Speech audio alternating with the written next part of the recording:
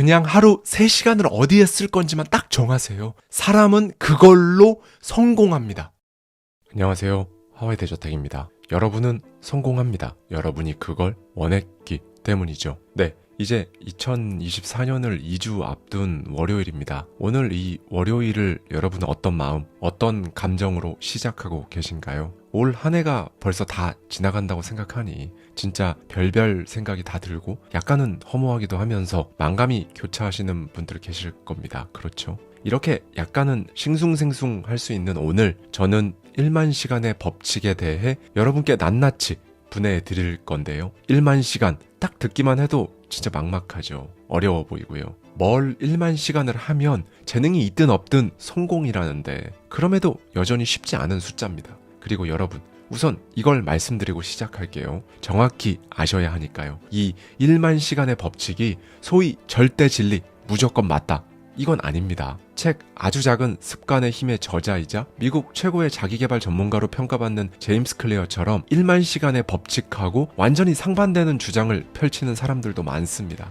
다만 그럼에도 불구하고 1만 시간의 법칙이 우리에게 주는 통찰은 정말 명확해요. 그리고 분명 우리 삶, 원하는 삶을 살고자 하는데 엄청난 도움이 되고요. 여러분, 사실 이 1만 시간의 법칙이 의미하는 게 열심히 하라, 이게 아니에요. 그렇게 하다 보면 어느 순간 그냥 툭 성공한다. 이 말에 담겨있는 진짜 의미를 전달하고 싶어서 정말 다양한 영역들에서 다들 이 법칙을 가져와서 이야기하는 거거든요. 하루 3시간씩 일주일을 하면 20시간입니다. 이렇게 10년을 하면 그 무엇이 되었든 사람은 그 분야 최고 전문가가 된다는 거예요. 10년이라고 하니까 진짜 까마득하게 느껴지시죠? 뭐 10년이면 강산이 변한다 이런 말도 있잖아요. 그런데 생각해보면 10년이 생각보다 그렇게 긴 시간이 아니에요, 여러분. 한번 돌이켜보세요. 10년 전이 막 엄청난 대과거가 아니거든요. 2002년 월드컵이 21년 전입니다. 10년이 아니라 20년이 넘었어요. 만약 10년 전부터 하루에 딱 3시간씩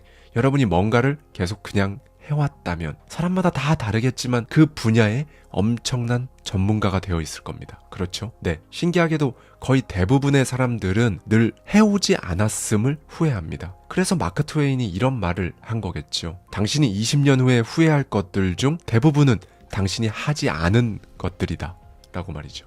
2023년 남은 2주, 그리고 정말 벼랑간 찾아올 2024년에는 후회 말고 다른 걸 한번 해볼까요? 비단 2024년에 한정할 필요도 없어요. 조금 길게 보는 겁니다. 10년 후에 여러분이 후회하지 않을 그걸 지금부터 아주 작게 시작하면 10년 후 여러분 삶 진짜 어떻게 달라지는지, 말콤 글래드웰의 저서 아웃라이어에 담겨있는 인사이트를 가져와서 저의 생각까지 더해서 다 말씀드릴게요. 저자는 먼저 우리가 성공에 대해 알고 있는 것은 전부 틀렸다 라고 말하는 사람입니다. 결국 기회, 환경에다가 운까지 따라준 사람만이 왕좌를 차지한다는 건데요. 저도 동의합니다. 더 나은 환경, 더 나은 교육과 기회가 따라주는 사람이 더 유리한 건 무시할 수 없는 사실이죠. 그런데 제가 저의 책 더 마인드에서 말씀드린 바와 같이 제가 말하는 성공은 1등이 아니잖아요. 원하는 것을 이룸. 제가 정의하는 성공은 이겁니다. 여러분이 원하는 삶을 사는 것. 이건 정말 누구나 그렇게 할 권리가 있다는 거예요. 그리고 그걸 위해 누구나 막 부러워하는 좋은 환경, 좋은 교육, 좋은 기회, 이 3박자가 다 맞을 필요는 없습니다. 심리학자 K. 안데르스 에릭손이 1990년대 초에 재능 논쟁의 사례 A라는 연구 결과를 내놓았거든요. 우선 이 연구팀은 바이올리니스트들을 3그룹으로 나눴어요. 첫 번째 그룹은 소위 엘리트였습니다. 장래의 세계 수준의 솔로 주자가 될 수 있는 그런 학생들이었어요. 두 번째 그룹은 그냥 잘한다 정도의 평가를 받는 학생들이었고, 세 번째 그룹은 프로급 연주를 아예 해본 적이 없는 학생들이었습니다. 자, 여기서 잠깐 체크하고 넘어가야 할 부분이 있는데요. 여러분도 바이올리니스트처럼 하루 중 주로 시간을 쓰는 어떤 특정한 일이 있죠. 여러분의 직업으로 설명되는 매일 반복하는 일련의 행동, 누군가는 사업일 수도 있고, 누군가는 뭔가를 만들 수도 있고, 누군가는 뭔가를 작성할 수도 있습니다. 아무튼 여러분이 가장 긴 시간을 할애해서 계속 반복하는 그 일에 있어서 여러분은 어떤 그룹에 속하길 바라시나요? 완전 엘리트 그룹에 속하길 바라는지, 혹은 그냥 잘한다 정도면 괜찮은지, 그것도 아니면 그냥 평범한 수준에 있길 바라는지, 이걸 여쭙는 겁니다. 네, 이제 그 다음 질문입니다. 지금 이대로 하면 여러분이 바라는 그 그룹에 속할 수 있을 것 같으신가요? 여기엔 예, 아니오로 답변하셔야 해요. 만약 아니라면 객관적으로 봤을 때 여러분은 지금 하는 일에 있어서 엘리트, 잘한다, 평범 이 세 그룹 중 어떤 그룹에 속하게 될 것 같으신가요? 여기서 씁쓸해하실 필요는 없습니다. 오늘 이야기를 기점으로 여러분이 진짜 그럴 마음이 있으면 여러분이 원하는 수준의 그 그룹에 속할 수 있게 기어코 10년 뒤에 그 모습을 볼 수 있도록 정말 마음에 와닿는 사례들을 말씀드릴 거니까요. 일단 결론은 이겁니다. 여러분이 스스로 하는 일에 대해서 엘리트, 잘한다, 평범 그룹 중에서요. 나는 어떤 그룹에 속하는구나 스스로 딱 느껴지거든요. 이 질문을 받으면 거의 대부분의 분들이 분명히 셋 중 하나를 스스로 고른단 말이죠. 무슨 근거로 이렇게 고를 수 있냐면요. 그 기저에는 여러분이 그 일에 대해 얼마나 연습했는지, 즉 여러분의 에너지를 얼마나 쓰고 있는지 스스로에 대한 평가가 알게 모르게 녹아 있어서 그렇게 고를 수 있는 거예요. 다시 실험으로 들어가 볼까요? 연구진은 이 세 그룹에게 정확히 똑같은 질문을 했습니다. 처음으로 바이올린을 집어든 순간부터 지금까지 얼마나 많은 연습을 하셨나요? 분석을 해보니까요. 세 그룹에 속한 모든 학생들은 대략 5살 전후로 바이올린 연주를 시작했던 겁니다. 그리고 이제 여기서부터 흥미로운데요. 초기 몇 년간은 전부 일주일에 2-3시간씩 비슷하게 연습을 했어요. 그런데 8살이 될 무렵부터 변화가 나타났습니다. 자기 반에서 연주를 가장 잘하는 아이들은 부모님이 아티스트여서 천부적인 재능을 물려받은 소위 재능 금수저인 아이들이 아니었어요. 그냥 딱 이거였습니다. 다른 아이들보다 연습을 더 했다. 이 차이 하나였던 겁니다. 이런 탑 클래스 아이들은요. 보니까 이제 9살 때는 일주일에 6시간, 10살 때는 12시간, 11살 때는 16시간으로 연습 시간이 점점 길어져요. 20살이 되면서부터는요. 자기 실력을 갈고 닦겠다는 확고한 목적을 가지고 일주일에 30시간을 연습합니다. 네. 20살이 되는 해 엘리트 그룹의 학생들은요. 말만 들으면 사람이 할 짓이 아닌 것 같이 들리는 그 1만 시간을 채우고 20대를 맞은 겁니다. 한마디로 성인이 되기 전에 이미 1만 시간을 채웠던 거죠. 자, 그럼 잘한다 정도 수준의 두 번째 그룹의 학생들은 어땠을까요? 그들이 연습한 시간은 총 8,000시간으로 1만 시간에 2,000시간이 못 미쳤습니다. 평범한 세 번째 그룹은 4,000시간을 연습한 걸로 집계됐다고 해요. 엘리트 그룹에 들어간 학생들의 절반도 안 되죠. 그런데 이제 연구팀은 여기서 그치지 않습니다. 아마추어 피아니스트하고 프로 피아니스트들을 비교한 거예요. 그런데 신기하게도 결과는 정확히 똑같았습니다. 아마추어 그룹은 어릴 때부터 일주일에 3시간 이상 연습하지 않았어요. 하루 3시간이 아니라 일주일에 3시간입니다. 그리고 그 결과 20살이 되면 평균적으로 2,000시간 정도 연습한 것으로 나타난 거죠. 반면에 프로 그룹에 속한 이들은요. 20살이 될 때까지 매년 연습 시간을 계속 늘려왔던 겁니다. 그렇게 결국 1만 시간을 전부 넘겼던 거죠. 여기서 이런 의문을 제기할 수도 있겠죠. 금수저여서 경제적인 여건이 되니까 레슨도 더 많이 받고 가정 형편이 어려운 학생들은 그럴 여건이 안 되니까 그런 거 아니냐? 아닙니다. 레슨이 아니라 집에서든 피아노가 있는 학교에서든 친구 집에서든 레슨 받은 시간이 아니라 혼자 연습한 시간을 카운팅한 거예요. 여러분, 이 연구 결과는 우리에게 진짜 깊게 한번 생각해볼 인사이트를 주는데요. 연구진은 연구 결과를 이렇게 설명합니다. 다른 사람이 시간을 쪼개 연습하고 있을 때 노력하지 않고 정상에 올라간 연주자를 발견하지 못했다. 제 아무리 타고난 천재라도 이 법칙을 거스르는 경우도 없었다. 더 중요한 건 미완의 대기, 그러니까 어느 누구보다 열심히 노력했지만 정상의 자리에 오르기엔 무언가 한 가지가 부족한 사람은 단 한 명도 발견되지 않았다. 네, 여러분. 이게 의미하는 바가 뭐냐면요. 미완의 대기, 이런 거 없다는 겁니다. 누구보다 열심히 노력했음에도 불구하고 정상에 오르지 못한 사람은 단 한 명도 발견되지 않았다는 거죠. 이건 정확히 그 반대편 측면으로도 적용이 됩니다. 그러니까 엄청나게 뛰어난 재능을 지니고 있어도 어느 분야에서든 충분한 시간 동안 자신의 에너지를 들이지 않으면 세계적인 전문가의 위치에는 오를 수 없다는 거죠. 그럼 여기서 이런 의문이 또 생깁니다. 어릴 때부터 미친 듯한 천재성으로 악보를 써내려간 모차르트는요. 꿈에서 멜로디가 들려 그대로 썼다는 비틀즈는요. 빌 게이츠는요.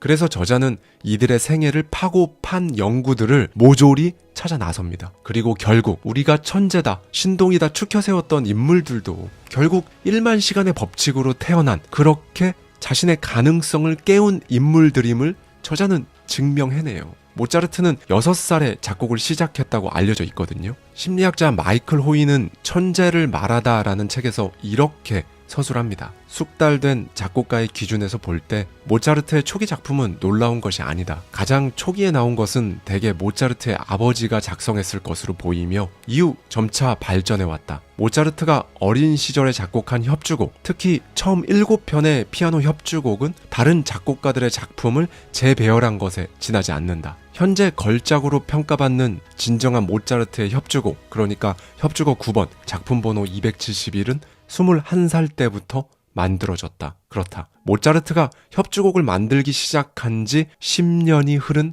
시점이었다. 네, 음악평론가 헤롤드 쉔베르그를 비롯한 다수의 평론가들도요. 모차르트의 위대한 작품들은 전부 그가 작곡을 시작한 지 20년이 지나서야 나오기 시작한 것을 봤을 때 모차르트의 재능은 대중들에게 알려진 것보다 상당히 늦게 개발되었다고 평가합니다. 네, 결국 전 세계가 아는 이 천재도 10년입니다. 뭐 예술만 이런 건 당연히 아니고요. 머리가 엄청나게 좋거나 IQ가 높아야 된다고 흔히들 생각하는 체스도 똑같아요. 위대한 체스 그랜드 마스터가 되려면 약 10년이 필요하다는 건 서양 체스계의 정설입니다. 그럼 도대체 이 10년, 보다 정확히는 1만 시간이라는 건 도대체 뭘까요? 하찮은 모든 것들이 위대해지는 일종의 기준점입니다. 비틀즈도 똑같아요. 훗날 전 세계를 뒤집어버린 4명의 소년이 그저 열심히 연습하는 고등학교 락밴드에 불과했을 때가 있었습니다. 이들은 독일의 함부르크로부터 초대를 받았는데요.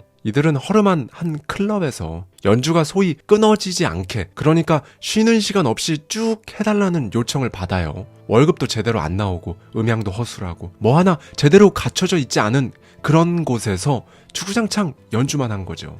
그렇다고 손님들은 귀를 기울였을까요? 아니요. 진짜 아무도 신경 쓰지 않았어요. 그냥 늘 틀어져 있는 카페 BGM처럼 그들은 그저 엄청난 시간을 연주만 했을 뿐입니다. 사실 무대라고 부를 수도 없는 구석에서 말이죠. 당시 비틀즈의 드러머였던 피트 베스트는 말합니다. 우리는 일주일에 7일 밤을 연주했다. 처음에는 밤샘 연주가 끝날 무렵 손님은 겨우 12명에서 30명 정도만 남아 있었지만 우리 실력이 점점 좋아지면서 토요일과 일요일 아침까지 우리 연주를 듣기 위해 밤새 남는 손님들이 늘어갔다라고요. 네, 비틀즈는 사실 데뷔하기도 전에 1960년에서 1962년 말까지 장장 2년이란 기간 동안 주말엔 밤새 연주하는 것까지 포함해서 꼬박 주 7일 계속 연주한 거예요. 전 세계에 엄청나게 많은 수많은 밴드들을 다 뒤져봐도 이만큼 연주를 한 밴드를 찾지 못했다고 하는데요. 비틀즈가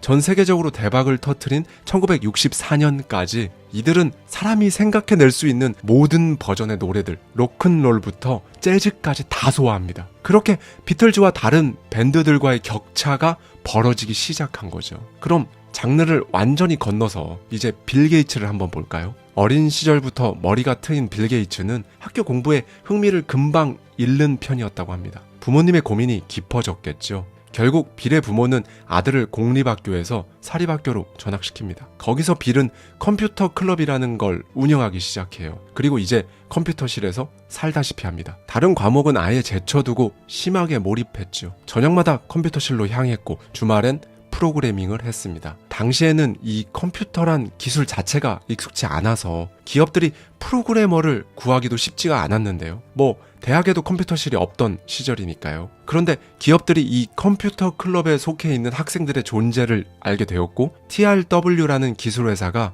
가장 먼저 빌 게이츠와 이 학생들을 알아챕니다. 그리고 그렇게 빌 게이츠라는 사람의 역사가 시작된 거죠. 빌 역시 1만 시간의 법칙에 고스란히 적용이 된다고 저자는 강조를 합니다. 네, 여러분. 그럼에도 불구하고 여전히 짚고 넘어가야죠. 사실 빌 게이츠의 경우 많은 기회가 따라줬어요. 자신의 상태를 세심하게 살펴주는 부모님이 있었고 그 시대의 다른 학생들은 엄두도 못 낼 컴퓨터를 마음껏 만질 수 있었으며 오로지 그것에만 시간을 쓸 수 있었죠.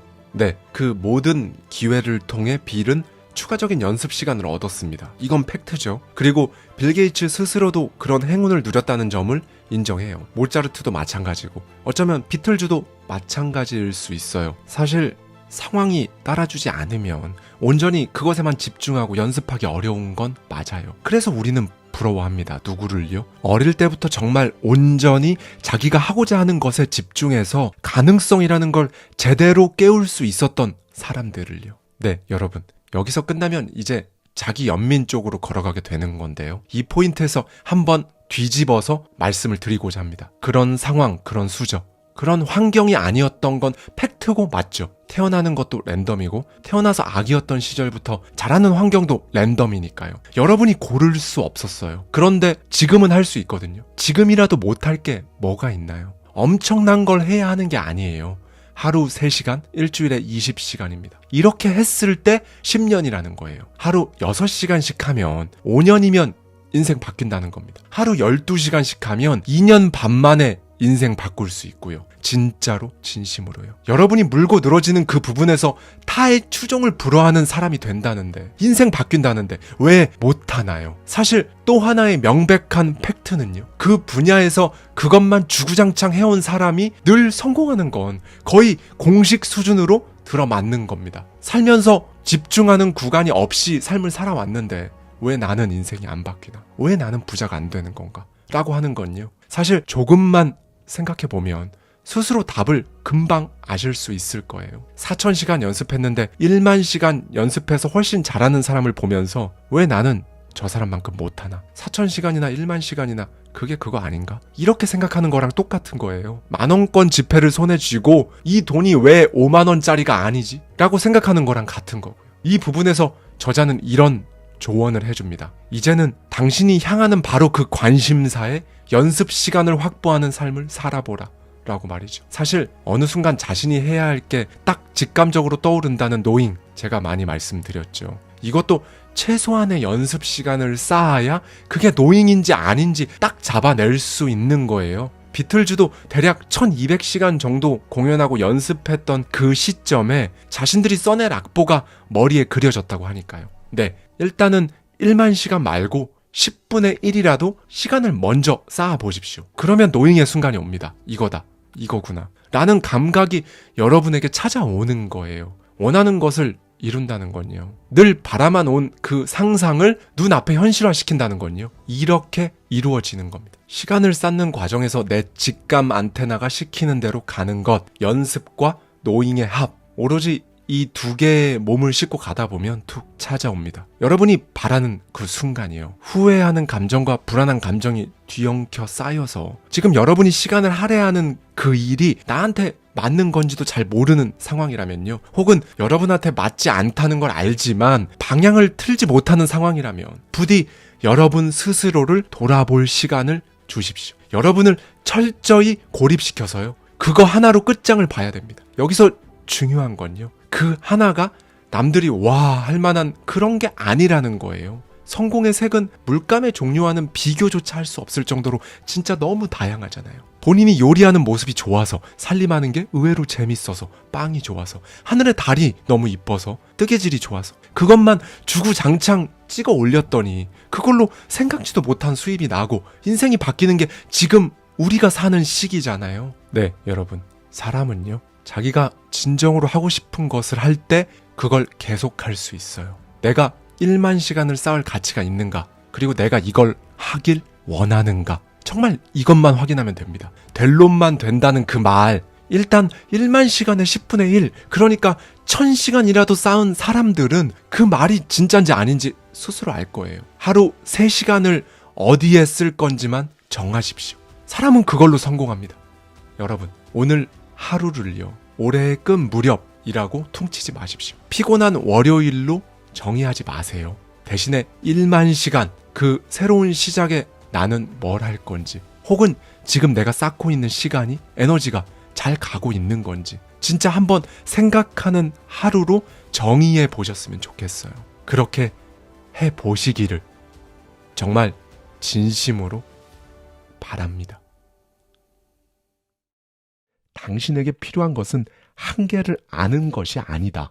당신이 왜 그렇게 그 한계에 집착하고 있는지 먼저 질문해야 한다. 여러분은 성공합니다. 여러분이 그걸 원했기 때문이죠. 안녕하세요. 하와이 대저택입니다. 여러분, 하고 만다 코너에서도 그렇고요. 대저택 서재, 대저택 초대석 때도 제가 자주 사용하는 단어가 있어요. 바로 티핑 포인트인데요. 작은 변화들이 차곡차곡 쌓이다가 임계점을 딱 넘는 그 순간 모든 게 단숨에 뒤집히고 흐름이 완전히 바뀌어 버리는 걸 말합니다.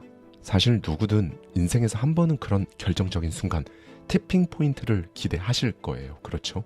그런데요, 여러분. 동전에는 양면이 있고 검에도 양날이 있는 것처럼요. 이 티핑 포인트에도 우리가 미처 예상하지 못하는 또 다른 얼굴이 있다고 합니다. 그래서 오늘은요. 티핑 포인트 블링크 아웃라이어. 정말 베스트셀러 중에 베스트셀러로 꼽히는 책들을 통해 우리나라 독자들에게도 잘 알려진 말콤 글래드웰의 신작이죠. 티핑 포인트의 설계자들. 이 책 속에 담겨있는 인사이트를 가져와서요.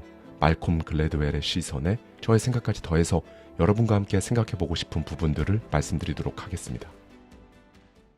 25년 전 나는 첫 책을 출간했다. 그 전까지 책을 한 번도 써본 적이 없었고 어디서부터 어떻게 시작해야 하는지도 몰랐다. 나는 모든 초보 작가들이 그렇듯 끊임없는 자기 회의와 순간적인 희열 사이를 오가며 그렇게 원고를 써내려갔다. 그 책의 이름은 티핑 포인트.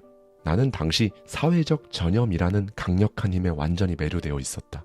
즉, 작은 변화가 임계점을 넘으면 폭발적인 영향을 미친다는 사실을 통해 이 사회적 전염을 설명했다. 그리고 이 원칙들은 개개인이 잘만 활용하면 엄청나게 긍정적인 변화를 이끌어낼 수 있다고 믿었다. 그리고 책에 이렇게 썼다. 당신을 둘러싼 세상을 보라. 움직일 수 없고 바꿀 수 없는 곳처럼 보이는가? 그렇지 않다. 정확한 지점을 약간만 밀면 모든 것이 바뀔 수 있다. 아마 당신도 이 책을 읽어봤거나 혹은 제목 정도는 들어본 적이 있을 것이다. 티핑 포인트는 처음에는 서서히 그러다 폭발적으로 인기를 끌었고 결국 시대를 대표하는 책이 되었다. 그리고 티핑 포인트라는 말은 누구나 일상적으로 사용하는 단어가 되었다. 그렇다면 도대체 왜 사람들은 티핑 포인트에 그토록 많은 공감을 했던 걸까? 이유를 추측해보자면 그 시절 사람들은 변화를 원했고 그 변화가 실현될 거라는 희망을 자기 안에 강렬하게 품고 있었다. 2000년대 초반, 냉전은 끝났고 범죄율과 사회 문제도 눈에 띄게 감소했다. 새로운 밀레니엄이 시작되었고 미래는 한없이 밝아 보였다. 그런 시대적 분위기 속에 나는 작은 것들이 어떻게 큰 변화를 만들 수 있는 거지? 라는 질문을 파고들었던 것이다. 25년이 흐른 지금은 어떻냐고? 나는 과거에 내가 썼던 글이 낯설다. 25년이라는 시간은 결코 짧지 않다. 당신은 어떠한가? 25년 전과 비교해 당신의 생각과 당신의 삶은 얼마나 또 어떻게 달라졌는가? 사람은 누구나 변하고 나 역시 변했다. 나의 시선과 생각도 바뀌었고 내가 중요하게 여기는 것들도 달라졌다. 나는 출간 25년을 맞아 티핑 포인트를 다시 들여다봤다. 마치 오래된 사진을 꺼내본 듯한 기분이었다. 그리고 스스로에게 수없이 물었다. 왜 이렇게 썼지? 이걸 왜 빠뜨렸을까? 그땐 왜 이런 생각을 못했지? 그래서 이제 나는 앞서 말했던 삶에서 살짝 밀어야 할 정확한 지점을 알았던 사람들에 대해 이야기하고자 한다. 티핑 포인트의 설계자들은 바로 이 질문들에 대한 추적에 가까운 탐구라고 할 수 있다. 세상을 움직일 힘을 가진 사람들이 그 힘을 어떻게 활용하는지 또 그것이 어떤 결과를 초래하는지를 파헤쳐 보려 한다. 나는 범죄 수사에서 사용하는 감식이라는 개념에 주목했다. 범죄 전문가들은 사건의 원인과 과정을 파악하기 위해 사건 현장의 흔적을 분석한다. 나는 이와 마찬가지로 사회적 전염을 감식하는 실험을 해보려 한다. 세상을 움직일 그런 힘을 가진 사람들은 모두 의도적이든 무심코든 선의에서든 악의에서든 사회적 전염의 경로와 형태를 바꾸는 선택을 해왔다. 그리고 그 선택들은 나와 당신에게 질문을 던진다. 25년 전 나는 사회적 전염의 힘을 그저 긍정적인 시선으로만 바라봤다. 하지만 지금 나는 그 어두운 이면과 마주하고 있다. 그렇다. 티핑 포인트는 언제든 양날의 검이 될 수 있다. 모르는 게 약인가? 아는 게 힘인가? 나는 믿는다. 아는 게 힘이다. 부동산 중개업자 리처드가 나를 태우고 자신의 고향을 안내했다. 차창 밖으로 지나가는 사람들에게 그는 자연스럽게 손을 흔들었다. 몇몇 집을 가리키며 그 집을 누가 샀는지, 자녀는 몇 명인지, 또 어떤 일을 하는 사람인지 설명해 주었다. 나는 그에게 이곳이 가진 특별함이 무엇이냐고 물었고 그는 주저없이 말했다. 여기 사는 사람들은 모든 걸 갖췄어요. 안전한 느낌, 좋은 이웃, 그리고 믿고 의지할 수 있는 공동체까지 말이죠. 그의 말만 들으면 이곳은 그야말로 현실 속 유토피아였다. 집들은 서로 가까이 붙어 있어 이웃 간의 친밀함을 강조하는 듯했다. 리처드는 말했다. 보이시죠? 이곳에서는 이웃들과 친하게 지낼 수밖에 없어요. 이곳에는 없는 게 없었다. 축구장과 야구장, 테니스 코트, 조깅 코스, 동물농장, 가족 친화적인 골프클럽, 보트와 카약을 즐길 수 있는 작은 해변까지 갖춰져 있었다. 그렇지만 이곳은 한 세대 전만 해도 그저 평범한 주거 지역에 불과했다. 그러다가 최근 몇 년 사이 이곳의 인기는 급등했고 집값은 천정부지로 치솟았다.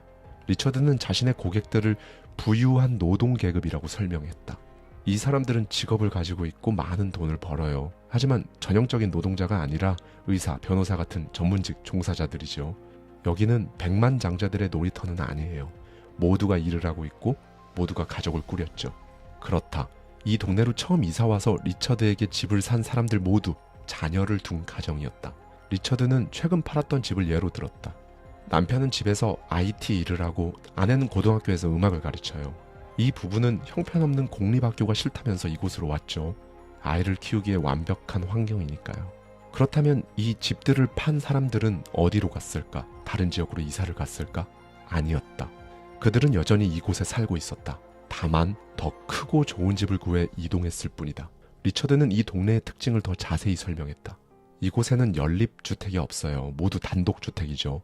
집주인 비율이 90% 이상이고 월세집도 저소득층을 위한 주택도 없어요. 그러다 보니 자연스럽게 비슷한 사람들만 모여 살게 됐죠. 그래서 이곳 아이들은 좋은 성적을 받고 좋은 스포츠를 즐기고 명문대에 진학해야 한다는 이 공통의 가치관을 가지게 된 것 같아요. 그는 적당한 표현을 찾으려 잠시 말을 멈췄다. 그리고 이렇게 말했다. 이곳은 일종의 동료의식이 강한 곳이죠.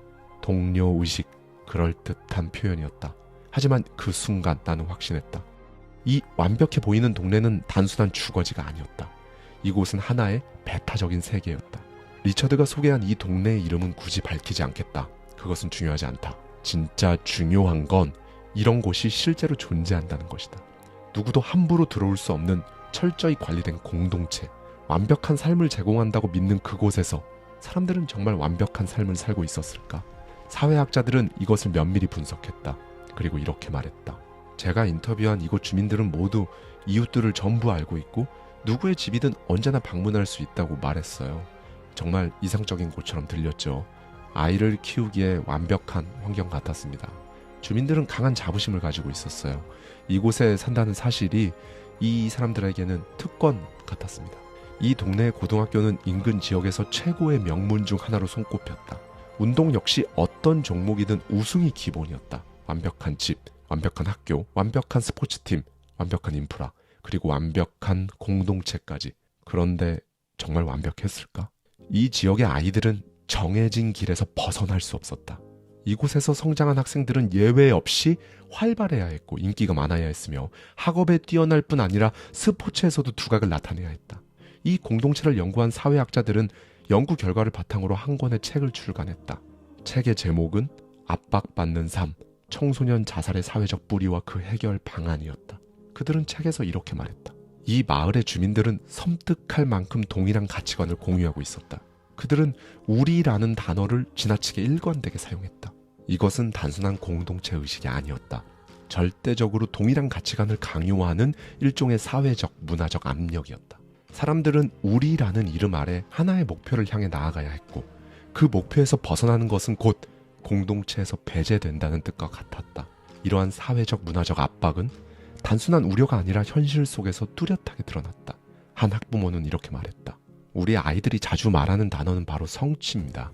공부와 스포츠에서 이루어지는 완벽한 성취 말이죠. 이곳에서 성취는 개인의 선택이 아니라 생존을 위한 필수 조건이었다.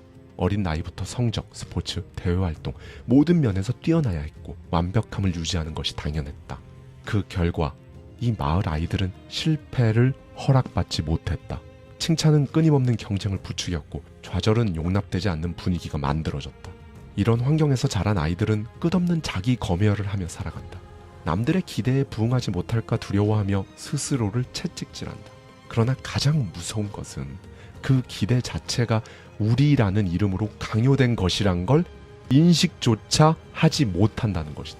이 마을에서 우리라는 단어는 보호막이 되기도 했지만 동시에 개인의 존재를 지워버리는 보이지 않는 족쇄였다.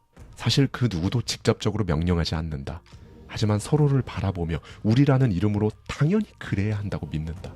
그 믿음이 쌓이고 공유되고 끝내 거대한 압박이 되는 것이다. 이렇게 형성된 사회적 압박은 한 사람의 자유로운 선택을 제한하는 것을 넘어 개인의 삶의 방향마저 결정해버린다. 그렇다. 사회적 전염은 사회가 은연중에 구축한 심리적 감옥이다. 연구자들은 이 공동체가 만들어낸 현실을 마주하며 중요한 질문을 던졌다. 만약 지역 공동체가 사회적 전염을 촉진한다면 이 공동체는 이에 대한 책임이 없는 것인가? 이 마을은 따뜻한 공동체였다. 그러나 동시에 한없이 차가운 동네이기도 했다. 완벽한 삶을 살기 위해 완벽한 지역에서 완벽한 사람으로 살아야 하는 곳. 과연 그것이 진정으로 행복한 삶일까? 이건 비단 이 공동체만의 이야기가 아니다. 한국 사회 역시 마주하고 있는 불편한 현실이기도 하다. 그렇다면 이런 비슷한 경험을 하고 있는 공동체나 사회가 변하려면 어떻게 해야 할까? 가장 먼저 우리라는 단어의 의미를 재정립해야 한다. 우리는 동질성을 강요하는 개념이 아니라 다양성을 포용하는 공동체를 의미해야 한다. 그리고 아이들은 실패의 과정을 겪어야 한다. 실패를 경험하고 다시 일어서는 과정 속에서 자신만의 의미를 발견할 수 있어야 한다. 성취라는 단어를 떠올릴 때 타인의 기대를 충족하기 위한 것이 아니라 자신의 목표를 향해서 나아가는 과정임을 깨닫게 해야 한다. 더 이상 보이지 않는 압박 속에서 조용히 무너지는 사람들을 그대로 방치해서는 안 된다. 어린 아이가 자기만의 속도로 걷지 못하고 주어진 길만을 따라 뛰어야 한다면 그것은 교육이 아니라 조련이다. 그 사회가 요구하는 모습이 되기 위해 자신을 억누르고 또 억누르다 보면 언젠가는 반드시 견딜 수 없는 순간이 찾아온다. 혹시 이런 생각을 한 적이 있는가? 남들처럼 살지 않으면 나는 실패한 건가? 모두가 다 이 길을 가는데 나는 왜 이렇게 힘든 거지?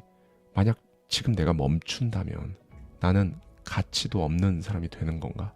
이 질문에 아니야, 너는 너대로 괜찮아. 너는 그저 너의 길을 가면 돼. 이렇게 단호하게 말해줄 사람이 없다면 그 공동체는 사회적 압박을 서로에게 주고받으며 살아가고 있을 가능성이 높다. 모두가 같은 방향을 바라보도록 강요되는 순간 그 사회는 단 하나의 정답만을 허락한다. 나머지는 모두 틀린 것이다. 그러나 강요된 조화는 진정한 조화가 아니다. 그것은 통제이며 억압이며 동시에 무언의 폭력이다. 완벽하지 않아도 된다. 넘어져도 된다. 길을 잃어도 된다. 속도가 느려도 방향이 달라도 괜찮다. 그 길이 멀든 가파르든 평탄하든 자신만의 삶이기에 자신만의 길을 가면 된다. 그러니 절대 남들과 비교하지 마라. 진정으로 봐야 할 것은 남이 아니다. 어제보다 더 나아진 바로 당신 자신이다. 1950년대 미국의 대도시들은 공통된 현상을 겪고 있었다. 남부에서 경제적 어려움과 인종차별의 억압을 피해 수많은 흑인들이 북부로 이주하고 있었다. 새로운 도시에서 그들은 더 나은 삶을 기대했다. 그러나 현실은 달랐다. 흑인 가족이 백인 거주지로 이사를 오면 백인들은 그곳을 떠났다. 이걸 백인 탈주라고 불렀다. 이 현상은 반복적이었고 너무나도 빠르게 진행되었다. 그것도 몇 년이 아니라 단 몇 달 만에 말이다. 실제로 1955년 필라델피아에 살고 있던 한 백인 여성이 집을 팔려고 내놓았다. 그런데 가장 높은 가격을 제시한 사람이 흑인 가족이 아닌가. 그녀는 고민했지만 결국 계약서에 서명했다. 그리고 다음 날 부동산 중개사의 집 앞에는 화난 백인 이웃들이 몰려들었다. 그들은 소리쳤다. 어디로 갈지는 모르겠지만 우린 어쨌든 여기를 떠날 거예요. 우리는 괜찮지만 아이들을 위험에 노출시킬 순 없잖아요. 집값은 계속 떨어질 거예요.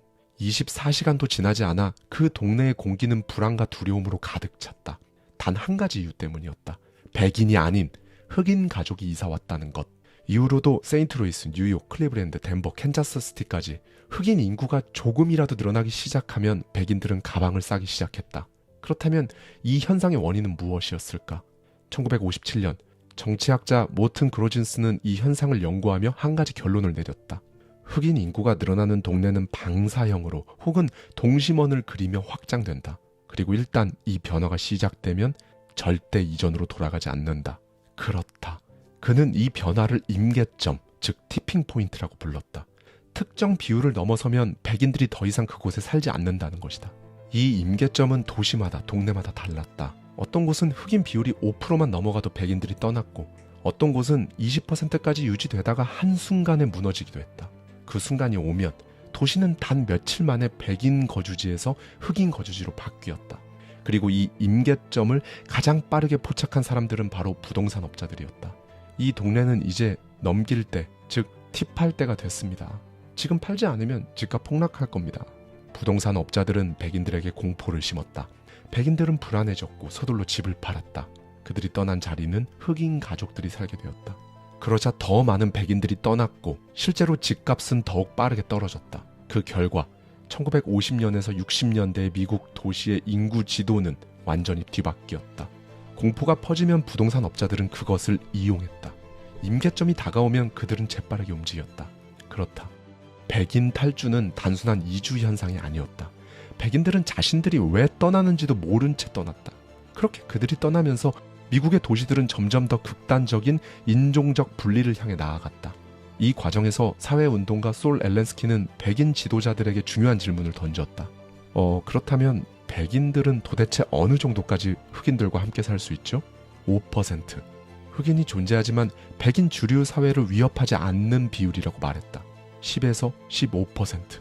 마지못해 받아들일 수 있다고 말했다. 25%. 불안하긴 하지만 괜찮다. 30%. 워싱턴 DC의 교육감은 단언했다. 30%를 넘으면 백인들은 떠난다. 10년 내에 그곳은 99% 흑인 거주지가 된다. 시카고 주택청장도 똑같은 말을 반복했다. 백인 70%, 흑인 30% 비율로 시작했던 지역이 결국 흑인 98% 지역으로 변했다. 결론은 명확했다. 균형이 4분의 1에서 3분의 1, 그 사이에서 깨진다. 그 선을 넘으면 백인들은 한순간에 떠났다. 이것이 매직 서드, 즉 사회적 균형이 무너지는 임계점이었다. 미국 캘리포니아 팔로알토의 로렌스 트랙트, 이곳은 1950년대 후반 매직 서드를 의도적으로 유지하려 했던 주택단지였다. 흑인, 백인, 아시아인이 함께 사는 실험적인 공동체였지만 철저한 규칙이 있었다. 1. 인종 비율이 철저히 조정되었다. 2. 흑인은 절대 3분의 1 이상을 넘지 못했다. 3. 같은 인종끼리는 이웃이 될 수 없었다. 그들은 믿었다. 이 규칙을 지키면 백인 탈주를 막을 수 있다. 왜냐하면 임계점을 넘지 않을 것이기 때문이다. 그러나 곧 규칙이 흔들리는 순간이 왔다. 어느 날 공터 한 곳이 팔리게 되었는데 그 땅을 한 흑인 가족이 사겠다고 나선 것이다. 문제는 이 거래가 이루어질 경우 흑인 인구가 3분의 1을 넘는다는 것이었다.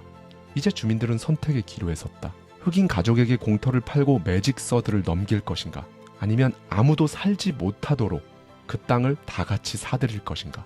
결국 주민들은 투표를 진행했다. 놀랍게도 흑인 주민들조차 이 규칙을 지키기 위해 반대표를 던졌다. 그리고 주민들은 돈을 모아 그 공터를 사들였다. 그 결과 그 공터는 10년 동안 비어 있었다. 이들의 선택이 옳았을까? 그렇지 않았다. 시간이 지나면서 그곳 역시 백인들은 점점 줄어들었고 결국 흑인 인구가 3분의 1을 넘는 그런 순간이 오고 말았다. 그들은 최선을 다해 균형을 유지하려 했지만 이 균형 자체가 허상이었던 것이다. 사회적 질서는 단순히 숫자를 조정한다고 유지되지 않는다. 매직 서드를 넘지 않으려는 조작은 시간이 지나면 의미를 잃는다. 왜냐하면 문제의 본질은 숫자가 아니라 바로 인식이기 때문이다. 오늘날에도 우리는 비슷한 형태의 보이지 않는 경계선을 만들어가고 있다. 회사에서 여성 임원 비율은 몇 %까지가 적절한가? 이민자가 몇 % 이상이면 사회가 불안해지는가? AI가 몇 % 이상을 차지하면 인간의 역할이 사라지는가? 우리는 여전히 안전한 비율을 계산하며 살아간다. 그러나 정말 중요한 것은 숫자가 아니다. 사람들은 흑인이 30%를 넘으면 백인들이 떠난다고 말했지만 사실 흑인 30%가 직접적인 위협을 가한 적은 없었다. 그저 사람들이 그렇게 믿었을 뿐이다. 그리고 그 믿음이 현실을 만들었다.